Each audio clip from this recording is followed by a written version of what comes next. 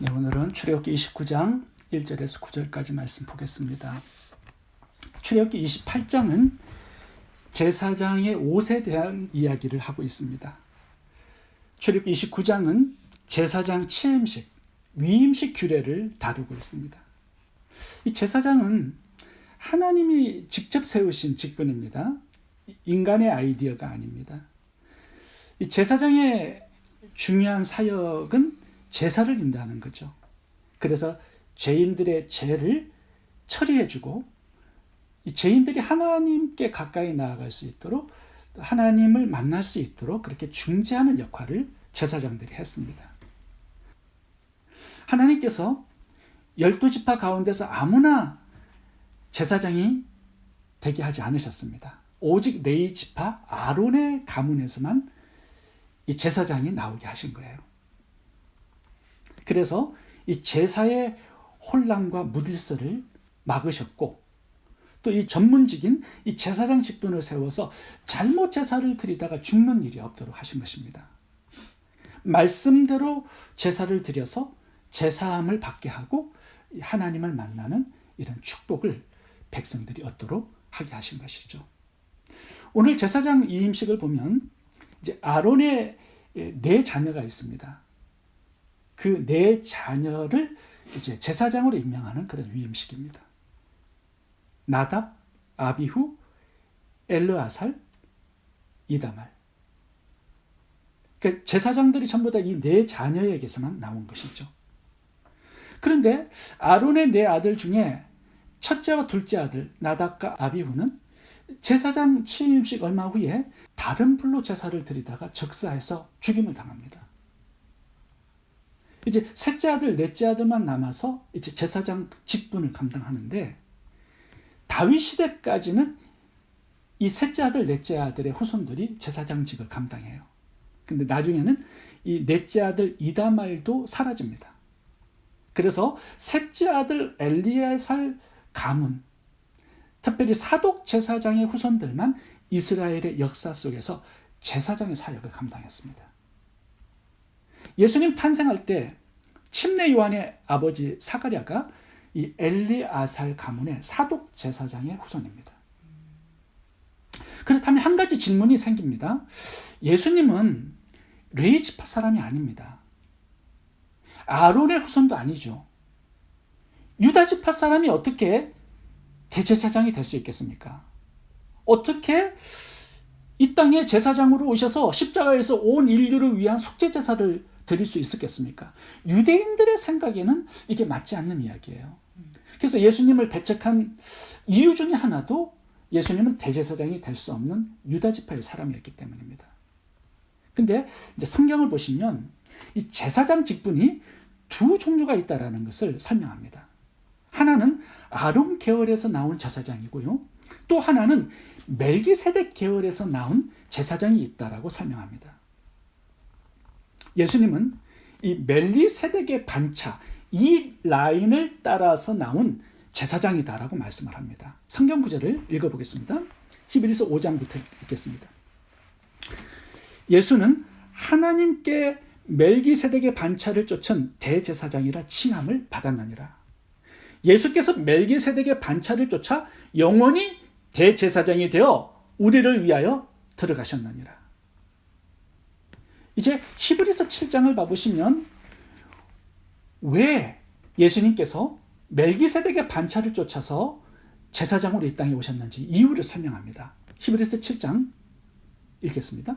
레위 계통의 제사 직분으로 말미암아 온전함을 얻을 수 있었으면 백성이 그 아래에서 율법을 받았으니 어찌하여 아론의 반차를 쫓지 않고 멜기세덱의 반차를 쫓는 별다른 한 제사장을 세울 필요가 있느냐. 예수님을 말하는 겁니다.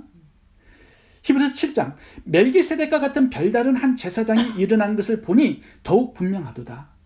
아론의 제사장 직분이 충분하지 않다라는 겁니다. 온전하지 않다라는 거예요. 그래서 예수님이 멜기세덱의 반차를 쫓아서 이 땅에 대제사장으로 오셔야만 했다. 이것을 지금 설명하는 것입니다.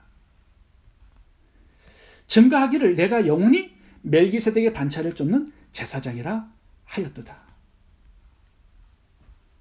이제 시편을 보면요, 다윗이 예수님을 멜기세덱의 반차를 쫓아 나온 대제사장으로 말씀을 하고 있습니다. 아론의 제사장 직분 외에 멜기세덱의 라인을 쫓은 이 제사장 직분이 필요한 그 이유가 아론의 제사장 직분이 온전한 제사함을 주지 못하기 때문입니다. 자신들도 죄인들이잖아요. 그리고 짐승의 피로 어떻게 온전한 제사함을 가져올 수 있겠습니까?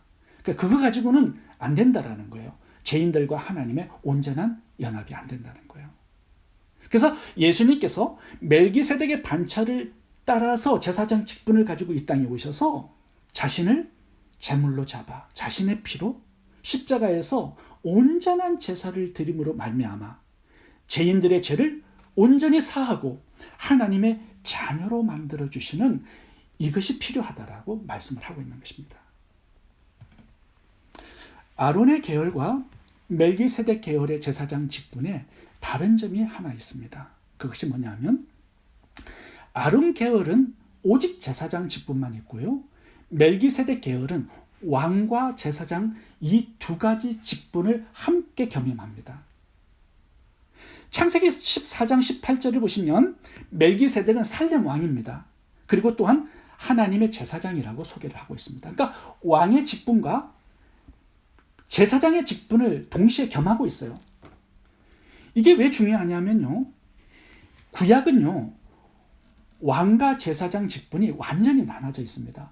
왕이 제사장 직분을 감당하다간 하나님께 저주받아 죽어요. 그런 경우가 있었죠. 우시야 왕을 보시면 왕인데 자기가 직접 제사를 드려요. 그러다가 문둥병이 걸리는 저주를 받습니다. 사울 왕도 이 사무엘을 기다려야 되는데 제사장. 근데 자기가 직접 이 제사장 직분을 감당해요. 저주받아서 하나님께 버림을 받게 됩니다. 그런데 이 구약에서는 왕과 제사장 직분을 동시에 가지고 있었던 사람이 바로 멜기세덱이에요. 예수님이 왕이시죠. 또 제사장입니다. 멜기세덱의 반차를 따라서 왕 같은 제사장으로 이 땅에 오셔서 온전한 제사를 드린 거예요. 그러면서 예수를 믿는 우리들을 왕 같은 제사장이라고 소개하고 있습니다. 베드로전서 2장 9절을 읽어보겠습니다. 오직 너희는 택하신 족속이요 왕 같은 제사장들이요 거룩한 나라요 그의 소유된 백성이니 이는 너희를 어두운 데서 불러내어 그의 기이한 빛에 들어가게 하신 자의 아름다운 덕을 선전하게 하려 하심이라. 우리에게 예수님의 라인을 따라서 멜기세덱의 반차를 따라서 우리도 예수님 같은 왕 같은 제사장들이에요. 복음 전파의 사명을 감당하려고 하다 보니까 이 엄청난 직분을 하나님으로부터 우리가 받은 것입니다. 복음을 전하여 예수 그리스도를 증거하여 사람들이 죄인들이 예수님을 믿고 제사함을 받고 하나님의 자녀가 되게 하는 이 복음의 제사장의 사명, 이것 때문에 우리를 왕 같은 제사장으로 임명해 주신 거예요. 얼마나 영광스럽습니까? 이 제사장들을 보면요, 1절을 봐보시면 젊고 흠없는 제물을 가지고 나와서 제사를 드려야 한다고 말합니다. 다시 말하면 최상의 것으로 예배를 드려야 해요.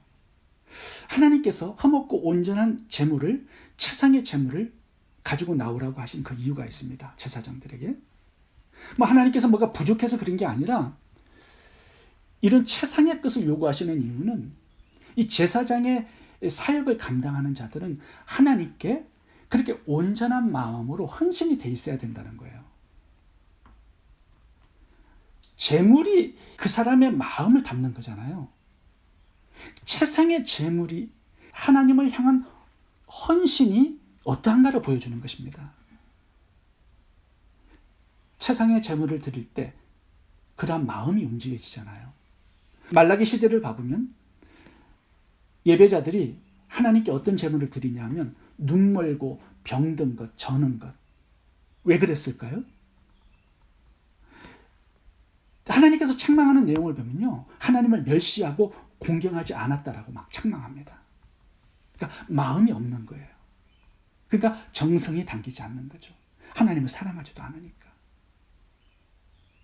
이 마음의 헌신, 하나님을 마음을 다해서 사랑하는 그 마음, 경외하는 그 마음, 이것이 사역자들에게 중요한 사역의 자세라고 말씀을 하고 있습니다. 또 하나 제사장의 자격 조건으로 성령의 충만함을 받아야 된다고 말씀합니다. 29장 6절 7절을 보면 관유를, 감람류를 가져다가 그의 머리에 붓습니다. 관유는 성령의 충만함을 상징하는 거죠. 사도행전 1장을 봐보시면 120문도가 이제 복음의 사명을 감당하기 전에 10일간 모여서 기도합니다. 기도했을 때 성령의 충만함이 임하죠. 그 다음에 복음의 사명을 감당하는 사도행전이 기록이 됩니다. 근데 그 120문도들을 보시면요, 성령의 충만함을 받았어요. 그런데 보시면 삶 속에서 계속 시간을 따라서 정해놓고 이렇게 기도하는 모습을 보여줍니다. 베드로도 정해진 시간을 따라서 기도하고요. 사도 바울도 보면 정해진 시간을 따라서 기도하는 모습을 보여줘요. 그래서 지속적으로 그 충만함이 유지되어서 복음의 사명을 감당하는 것을 보게 됩니다. 예수님도 보시면 지상 사역을 감당하실 때 늘 새벽 미명에 일어나서 기도하는 모습을 보게 됩니다. 밤에는 산에서 철야하시면서 기도하셨어요. 예수님도 이렇게 기도해서 성령의 도우심을 받아서 사역을 감당했다면 우리는 얼마나 더 많이 기도해야 되겠습니까? 하나님의 일은 세상의 일과 달라서 성령의 권능을 힘입지 않고서는 절대로 감당할 수가 없습니다. 이 무한하신 하나님의 일을 어떻게 유한한 인간의 힘으로 그 능력으로 감당할 수 있겠습니까?